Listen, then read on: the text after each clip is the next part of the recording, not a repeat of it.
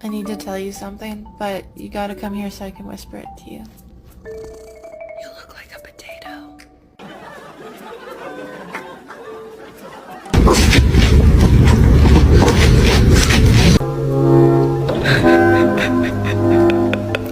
Peter, I said stop.